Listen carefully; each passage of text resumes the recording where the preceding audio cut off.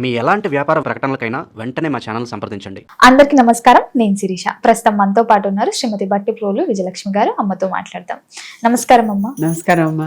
అమ్మ, చాలా మందికి కొన్ని డౌట్స్ ఉంటాయి. ఏ దిక్కున పడుకోవాలి, ఏ దిక్కున పడుకోకూడదు, ఏ దిక్కున కూర్చోవాలని. ముఖ్యంగా చూసుకుంటే మరి ఏ దిక్కున పడుకోవాలి? అసలు నిజంగా ఉత్తరం వైపు పడుకోకూడదని అంటుంటారు. మరి ఏ దిక్కున పడుకుంటే మనకి బాగుంటుంది అంటారు? ఉత్తరం వైపు ఎందుకు పడుకోకూడదు అంటారు? ఉత్తరం వైపున తలపెట్టి పడుకుంటే ఎదురుకుండా కనిపించేది దక్షిణం. అవును, దక్షిణం యమస్థానం. ఇప్పుడు దిక్పాలకులు అంటారు, తెలుసు కదా, 4 దిక్కులు 8 దిక్కులు, వాటికి ఆ దిక్కులకి అధిష్టాన దేవతలు ఉన్నారు కదా. తూర్పు వైపుకి ఇంద్రుడు కనుక తూర్పు వైపుకు తలపెట్టి, అంటే తూర్పు వైపును చూస్తూ మనం పడుకుంటే ఎదురుకుండా మనకి ఇంద్రుడు కనిపిస్తాడు. ఇంద్రుడు మనకి దేవతల రాజు కదా, దేవేంద్రుడు, కనుక భయం లేదు. ఇలాగే పడమర వైపుకు పడుకుంటే వరుణుడు, దక్షిణం వైపుకు పడుకుంటే యముడు. దక్షిణం చూస్తూ పడుకుంటే అని కాదు, చూస్తూ పడుకుంటే అని అర్థం అనమాట. ఉత్తరం వైపు ఉంటే కుబేరుడు. అంటే ఉత్తరం వైపు, ఇది ఉత్తరం అనుకుందాం ఫర్ ఎగ్జాంపుల్, ఉత్తరం వైపు కుబేర స్థానం కనుక మనం ఇటు తెల్లారు లేస్తూ అటువైపు కుబేర స్థానాన్ని చూసి కదా మనం లేస్తాం. ఇటు పడుకుంటే అవును, దక్షిణం వైపుకు తలపెట్టి పడుకుంటే ఉత్తరం వైపుకు మనం చూస్తాం కనుక కుబేరుడు కనిపిస్తాడు. అదే ఉత్తరం వైపుకు తలపెట్టి పడుకుంటే ఇటువైపు యముడు కనిపిస్తాడు. దక్షిణం వైపు యమస్థానాన్ని చూస్తూ లేవటం మంచిదేనా? రోజు పొద్దున్నే లేవగానే ఏం చేయాలి అని అందరూ అనుకుంటున్నారా? ఏ దేవతను చూస్తూ లేవాలి, యముడు చూస్తూ లేద్దామని అనుకుంటారా? అనుకోరు. అంతే కదా. మిగిలిన పర్వాలేదు. అన్నిటికంటే ముఖ్యం దేవేంద్రుడు కనుక, వీళ్ళందరికీ కూడా ఆయన రాజు కనుక తూర్పు వైపును చూస్తూ లేవటం చాలా మంచిది.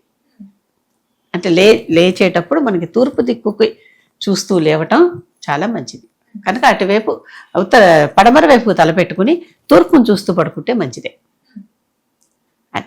కనుక ఇది లెక్క, ఈ విధంగా రావాలి. ఇలా పడుకుంటే తప్పులేదు. వినాయకుడి కథలో కూడా మనకి వినాయక వ్రతకల్పంలో వినాయకుడికి సున్నిపిండితో తయారు చేసినటువంటి వినాయకుడి తల, బాలుడి తల శివుడు తీసేశాడు త్రిశూలంతో. తీసేశాక పార్వతీదేవి ఏడిస్తే గజాసురుడి తల తీసుకొచ్చి పెట్టాడు. అప్పుడు చెప్పి పంపిస్తాడు తన ప్రమథగణాలందరికీ వెళ్ళి, ఎవరైతే దక్షిణాన్ని చూస్తూ పడుకున్నారో, ఉత్తరం వైపుకు తల పెట్టుకుని పడుకున్నారో మొదట కనిపించిన వాడి తల నరుకురమ్మన్నాడు. దక్షిణాన్ని చూస్తున్నాడు కాబట్టి, యమస్థానం కదా, వాడి తల నరుకొచ్చి ఈ పిల్లవాడికి పెట్టారు. మొట్టమొదటి ఆర్గాన్ ట్రాన్స్ప్లాంటేషన్. అంటే అంతకు ముందు జరిగినాయి కొన్ని, చాలా జరిగినాయి. విశేషంగా మనకు మాత్రం ఇది మాత్రం అందరికీ సంవత్సరం పూజ చేసుకుంటారు కనుక అందరికీ తెలిసినటువంటిది. అంతకు ముందర ఒకసారి విష్ణుమూర్తికి తల ఎగిరిపోతే గుర్రం తల పెట్టారు. ఆ తర్వాత దక్షయాగంలో దక్షుడికి తల కాల్చేస్తే భైరవుడు వచ్చి, అప్పుడు వీరభద్రుడు వచ్చి అప్పుడు ఆయనకి మేకతలను తెచ్చిపెట్టారు.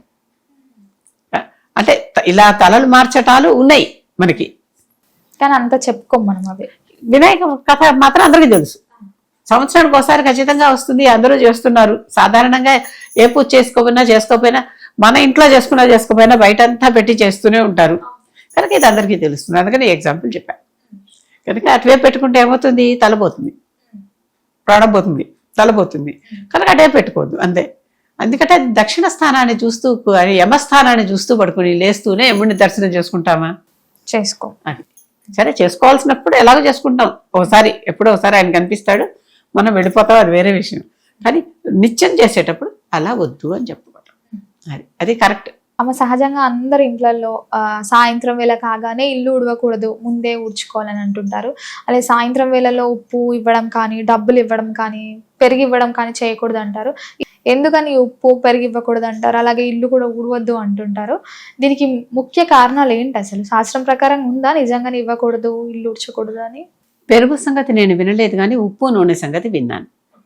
డబ్బులు కూడా ఇవ్వకూడదు అంటారు. ఒకప్పుడు ఏంటంటే సాయంకాలం పూట అయితే మనకి చిన్న చిన్న దీపాలు వెలుతురే, కరెంటు దీపాలు లేవు కనుక చిన్న చిన్న దీపాలు వెలుతురే కనుక మనకు అది కొంచెం చీకట్లో అన్ని పనులు చేయలేం కనుక అది చేయకపోవటం. ఇల్లు ఉడవకూడదు ఎందుకనంటే వెలుగుండగానే ఉడుచుకుంటే ఇల్లు శుభ్రంగా ఉడిచేవాళ్ళది తెలుస్తుంది. చీకట్లో ఏం చేసినా ఏం తెలుస్తుంది? ఒకవేళ దాంతోపాటు ముఖ్యమైనది ఏమన్నా ఉడిచేసామేమో, ప్రమాదకరంగా ఇంటి మూలన ఏదన్నా తేలో జర్రం ఉంటే దాన్ని చూసుకోకుండా క్లియర్ చేయలేదేమో. కనుక వెలుగున్నప్పుడే ఉడుచుకోండి, దీపాలు పెట్టాక ఇల్లు ఉడవకండి అంటారు. ఇది పద్ధతి అందుకోసం వచ్చింది. దీపాలు పెట్టాక ప్రదోష సమయం వస్తుంది కనుక పూజా సమయానికి ముందరే క్లీనింగ్ వర్క్ అంతా చెయ్యాలి కనుక ముందరికి చేసేసి పూజ చేసుకోవటం ఉత్తమం. ఇది మన పద్ధతి. అందుకని దీపాలు పెట్టాక ఇల్లు ఉడవండి. పూజ చేసుకోవాలి కదా ఆ తర్వాత. కానీ ఏదైనా సరే ముందర ఏం చేస్తున్నాం, శుభ్రం చేసిన తర్వాత కదా పూజ చేస్తున్నాం కనుక ఆ సమయానికి ముందరే అలాంటి క్లీనింగ్ వర్క్ అంతా పూర్తి చేసేసేయండి అని చెప్పడం. అందుకని చేయకూడదు. అలాగే ఉప్పు ఇవ్వద్దు, నూనె ఇవ్వద్దు అంటే ఉప్పు నూనె ఎవరికి కూడా చేతికి కూడా ఇవ్వం, అక్కడ పెట్టి తీసుకోమంటాం. ఒకవేళ ఎవరన్నా అడిగినా కూడా అక్కడ పెట్టి తీసుకోమంటాం. కారణం ఏంటంటే అవి శనిదేవుడికి సంబంధించిన దానాలు, ఉప్పు నూనె కనుక అవి అవతల వాళ్ళ దానం మనం తీసుకుంటున్నాం అనుకో, చేత్తో మనం ఆ దానం పట్టినట్టు, ఇస్తున్నాం అనుకో వాళ్ళు ఆ దానం పట్టినట్టు. ఆ దోషం ఉంటుంది కదా. ఎందుకంటే ఈ శని దానాలు అందరూ పట్టరు, కొంతమంది మాత్రమే తీసుకుంటారు. ఎందుకంటే వాళ్ళంత జపం చేసుకోవాలి మళ్ళీ అది పోవాలంటే. ఆ తీసుకున్న పాపం తీసుకున్నాం కదా, ఆ తీసుకున్న పాపం పోవడానికి అంత జపం చేయాలి. అందుకని సాధారణంగా ఎవరు కొద్దిమంది మాత్రమే తీసుకుంటారు. కుచేరుడు లాంటి వాళ్ళు అనుకోండి, పాపం ఏం చేస్తారు, అంతకైనా వస్తాయి కదా అన్నట్టుగా తీసుకుని జపం చేసుకుంటారు. అలాంటిది కనుక ఈ రకంగా ఇలాంటివన్నీ చేసేటప్పుడు మనం చాలా కేర్ఫుల్గా ఉంటాం కనుక ఈ ఉప్పు కానీ అంటే అది దోషంగా భావిస్తున్నాం కనుక ఆ సాయంకాల సమయాల్లో చీకటి పడిపోయాక చీకట్లో కొన్ని పనులు చేయొద్దు అనుకున్నాం కదా, అసలే నెగిటివ్ పని, అది నెగిటివే, చీకటి నెగిటివే, ఇది నెగిటివే కనుక వద్దు అంతే. అమ్మ ముఖ్యంగా రాత్రిపూట ఉప్పుతో పాటు ఈ సూదులు కూడా ఇవ్వకూడదు అంటుంటారు, అది కూడా నిజమేనా? ఇలాంటివి ఏమీ ఎక్కడా లేవు కదమ్మా. సాధారణంగా ఇనుము కానీ ఉప్పు కానీ నూనె కానీ ఒకళ్ళ చేతి నుంచి ఒకళ్ళు అందుకోరు. ఇప్పుడు ఈ రోజుల్లో రాత్రి కొనకూడదు అని కూడా అంటారు. ఇప్పుడు ఈ రోజుల్లో రాత్రిపూట ఏ మాల్కో వెళ్తున్నావు, మనకు కావాల్సిన ఉప్పు ప్యాకెట్లు, నూనె ప్యాకెట్లు, సీసాలు తెచ్చుకుంటున్నాం కదా. తెచ్చుకుంటూ ఉంటే వాడికి దానికి సంబంధించినంత డబ్బు వాడికి కట్టేస్తున్నాం. అలాగే భావించాలి. అసలు ఎదురుకు రాత్రిపూట ఇవి అమ్మేవాళ్ళు కాదు, కొనేవాళ్ళు కాదు. మరి అప్పుడు దోషం పట్టుకోదా? ఇట్లా మాల్స్ లలో ఇట్లా నైట్ దోషం పట్టుకుంటున్నా అంటే దాని పరిహారం ఇచ్చే కొనుక్కుంటున్నాం కదా. చెప్పాను కదా, సంప్రదాయాన్ని ఎప్పుడు మాడిఫై చేసుకోవాలి రోజులకు అనుగుణంగా అని చెప్పారు ఇంతకుముందు. లేకపోతే మనిషి మనుగడ కష్టమైపోతుంది. ఇచ్చి పుచ్చుకోవడం లాంటివి. ఒకప్పుడు మనిషి పచ్చి మాంసం తిన్నాడని ఇప్పటికీ మనం పచ్చి మాంసం తింటూ అలా ఉన్నామా? ఒకప్పుడు ఆకులు కట్టుకుని తిరిగాడని ఇప్పుడు మనం ఆకులు కట్టుకుంటూ తిరుగుతున్నామా? మారుతున్నాం కదా.